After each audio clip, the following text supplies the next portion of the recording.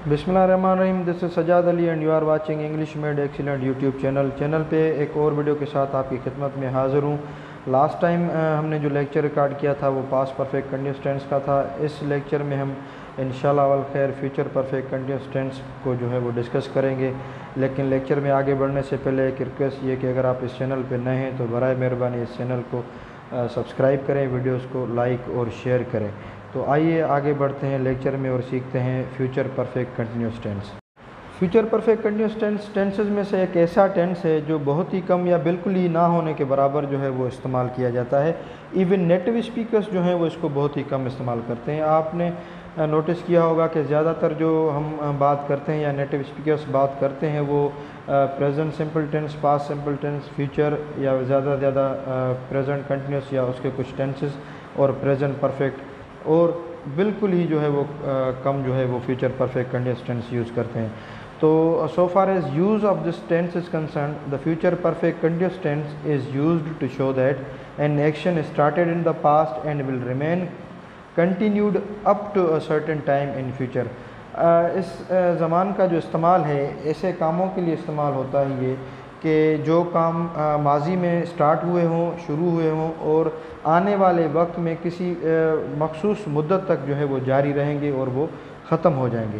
Basically ये tense थोड़ा complex है और शायद यही वजह है कि ये tense native speakers as well as non native speakers जो है वो बहुत ही कम इस्तेमाल करते हैं। इसका ज़्यादातर जिस तरह मैंने आपको बताया स्टार्टिंग में कि यूज़ ये टेंस इतना ज़्यादा नहीं होता।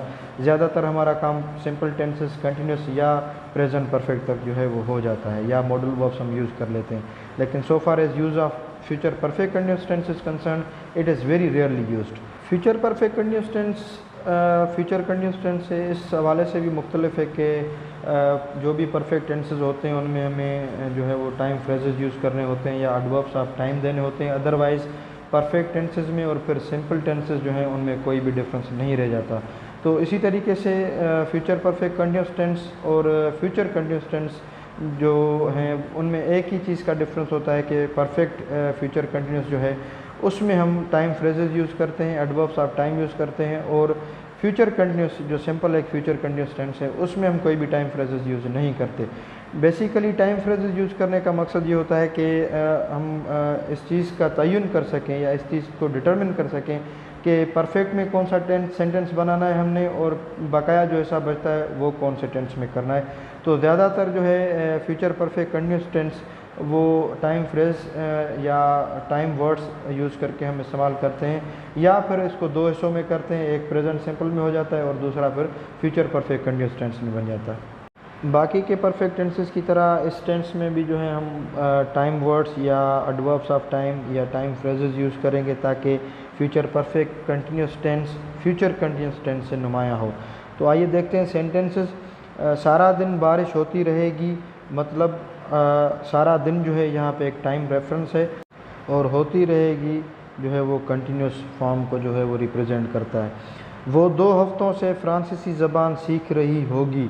अब 2 हफ्ते यहाँ पे अगेन टाइम फ्रेज है, टाइम जो है वो शो करता है और सीख रही होगी मतलब ये एक कंटिन्यूस काम जो है वो होता रहेगा मुस्तकबिल में एक मखसूस वक्त तक जो है 2 हफ्ते। बच्चे 2 घंटे तक क्लासरूम में सबक सीख रहे होंगे। किसान 1 माह से फसलें बो रहे होंगे। वो 2017 से फ़राइज़ सरअंजाम दे रही होंगी। मैं 5 साल से पूरी दुनिया का सफ़र कर रहा हूँगा। पीटर 2 घंटे से मसावात को हल कर रहा होगा। इक्वेशन मतलब इंग्लिश में।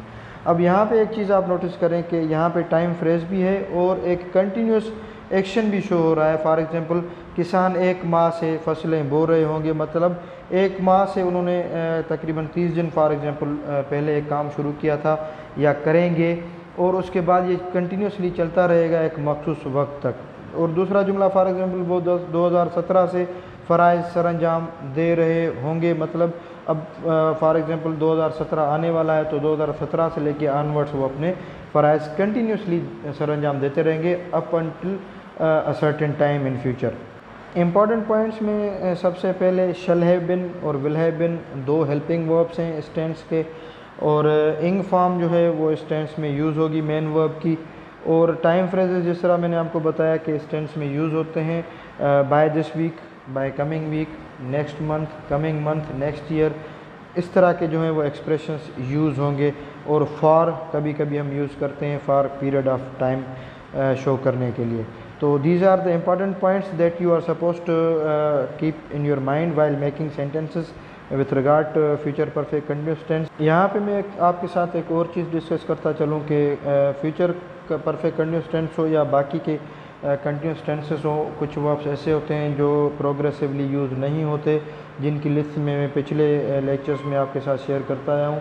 तो वो लिस्ट में इस लेक्चर में भी आपके साथ शेयर करूँगा। ये ऐसे वर्ब्स हैं जो कभी भी कंटिन्यूस फॉर्म में यूज़ नहीं होते या कभी भी इंग फॉर्म इनके साथ नहीं लगती। तो आइए देखते हैं वो कौन से वर्ब्स हैं।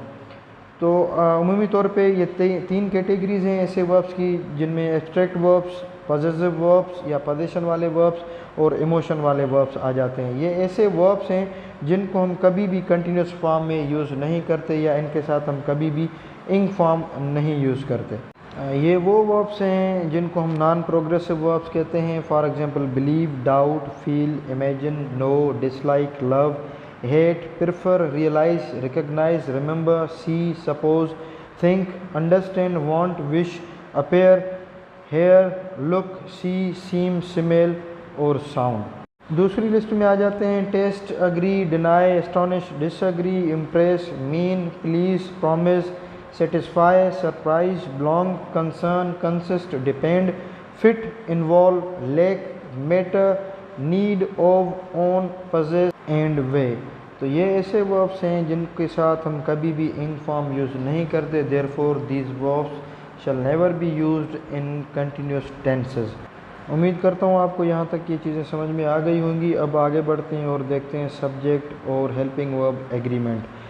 सब्जेक्ट और हेल्पिंग वर्ब एग्रीमेंट का मकसद ये होता है कि कौन कौन से सब्जेक्ट के साथ कौन कौन से helping verb future perfect continuous tense के यूज़ होंगे। तो आइए देखते हैं सब्जेक्ट एंड वर्ब एग्रीमेंट। जिस तरह हम इंपॉर्टेंट पॉइंट्स में डिस्कस कर चुके हैं कि इस टेंस के दो हेल्पिंग वर्ब्स हैं, शल एंड विल हैव बिन। तो सब्जेक्ट फॉर एग्जांपल अगर आई और वी होगा तो उसके साथ शल हैव बिन लगेगा। बाकी सारे सब्जेक्ट्स के साथ विल हैव बिन यूज़ करते हैं हम। आई शल हैव बिन होगा, वी शल हैव बिन होगा, you will have been, he will have been, she will have been, it will have been, they will have been. अगर कोई singular subject for example Akash will have been, Akash and Ahmed will have been. मतलब I और we को छोड़ के बाकी सारे subjects के साथ जो है वो विल हैव बिन लगेगा। आइए अब सीखते हैं सेंटेंस स्ट्रक्चर्स, जिसमें हम 4 सेंटेंस स्ट्रक्चर्स जो है वो सीखते हैं। स्टेटमेंट, नेगेटिव, इंटरोगेटिव और इंटरोगेटिव एंड नेगेटिव।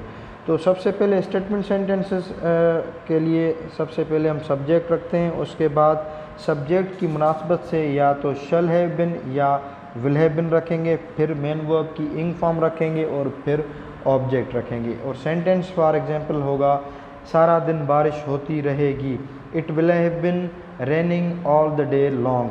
अब ऑल द डे लॉन्ग जो है यहाँ पे टाइम फ्रेज है, होती रहेगी मतलब ये आने वाले वक्त में एक कंटिन्यूस एक्शन शो करने वाला एक्सप्रेशन होता है उर्दू में। इसी तरह से नेगेटिव सेंटेंसेस बनाने के लिए सबसे पहले हम सब्जेक्ट रखते हैं, उसके बाद शल या विल, फिर नॉट, फिर हैव बिन, फिर मेन वर्ब की इंग फॉर्म, फिर ऑब्जेक्ट। फॉर एग्जांपल वो 2 घंटे से ये किताब नहीं पढ़ रहे होंगे, they will not have been reading this book for 2 hours. For 2 hours इसलिए कि ये जो है एक पीरियड ऑफ टाइम को शो करता है 2 आवर्स, इसीलिए हम फॉर यूज़ करते हैं। अगर ये पॉइंट ऑफ टाइम होती मतलब सुबह 9 बजे से तो फिर इसमें सिंस यूज़ करते। इसी तरीके से इंटरोगेटिव सेंटेंसेस बनाने के लिए शल या विल हम सबसे पहले रखेंगे जुमले में, उसके बाद सब्जेक्ट, फिर हैव बिन, फिर मेन वर्ब की इंग फॉर्म, फिर ऑब्जेक्ट और आखिर में क्वेश्चन मार्क। क्या वो 2 घंटों से फिल्म देख रही होगी, will she have been watching this movie for 2 hours. In the same manner interrogative and negative sentences बनाने के लिए सबसे पहले शल या विल रखेंगे, फिर सब्जेक्ट, फिर नॉट, फिर हैव बिन, फिर जो है मेन वर्ब की इंग फॉर्म और फिर ऑब्जेक्ट और आखिर में क्वेश्चन मार्क। फॉर एग्जांपल क्या मैं 1 घंटे से तुम्हारा इंतज़ार नहीं कर रहा हूँगा, shall I not have been waiting for you for 2 hours या फॉर 1 आवर। तो इस तरह से जो है हम सेंटेंसेस बनाते हैं फ्यूचर परफेक्ट कंटिन्यूअस टेंस के। उम्मीद करता हूँ कि आपको सेंटेंस स्ट्रक्चर्स, डेफिनेशन और यूज़ेस और उर्दू के सेंटेंसेस का आइडिया जो होगा वो क्लियर हो गया होगा। अब आइए आगे बढ़ते हैं और कॉन्ट्रैक्शंस को पढ़ते हैं। कॉन्ट्रैक्शंस किस तरह बनाते हैं फ्यूचर परफेक्ट कंटिन्यूअस टेंस की, जिसमें हम पॉजिटिव और नेगेटिव दोनों कॉन्ट्रैक्शन सीखेंगे। फॉर एग्जांपल यहाँ पे मैंने जो है वो 5 कॉलम बनाए हैं। सबसे पहले सब्जेक्ट है, I, we, you, he, she, it, they. अब उमूमी तौर पे जो होता है वो हेल्पिंग वर्ब और जो है सब्जेक्ट की कॉन्ट्रैक्शन बनती है, या फिर हेल्पिंग वर्ब और मेन वर्ब, हेल्पिंग वर्ब और नॉट की कॉन्ट्रैक्शन बनती है। तो सबसे पहले I shall have been, for example अगर सेंटेंस में है तो वो होगा आइल हैव बिन।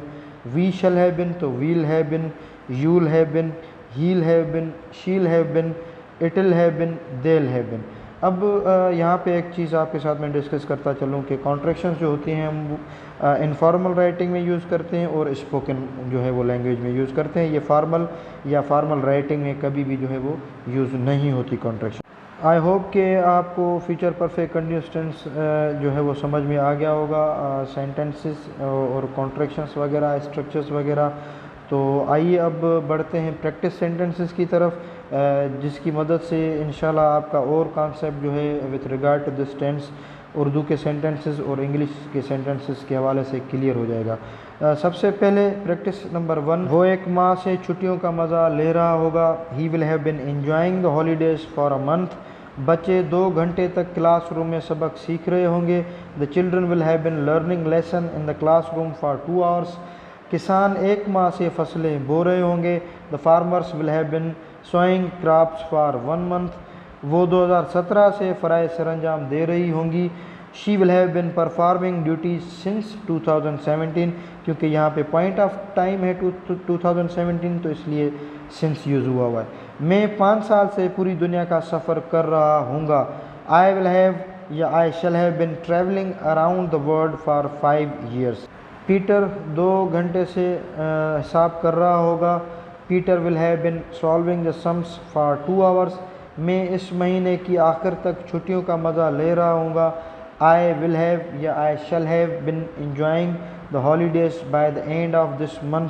अब आई के साथ विल हैव जो है हम इनफॉर्मल राइटिंग या स्पोकन में यूज़ कर लेते हैं, लेकिन जब हम फार्मल कोई एग्ज़ाम देंगे या फार्मल कोई करस्पॉन्डेंस करते हैं तो आई के साथ शल यूज़ करेंगे, अदरवाइज़ स्पोकन में आई विल चल जाता है। जॉन सुबह से अंग्रेज़ी ग्रामर पढ़ा रहे होंगे। John will have been teaching English grammar since morning. वो रात से गलियों में घूम रहा होगा। He will have been wandering in the street since night. वो 2 साल से ब्लॉगिंग कर रही होगी। She will have been blogging for 2 years. Doctor 2018 से मरीजों का इलाज कर रहे होंगे।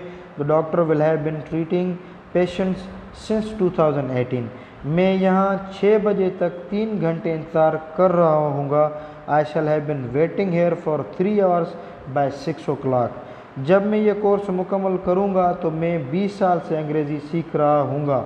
When I finish this course, I shall have been learning English for 20 years। जब मैं 6 बजे आऊँगा क्या आप तवील मश्क कर रहे होंगे या लंबी मश्क कर रहे होंगे। When I come at 6, will you have been practicing long।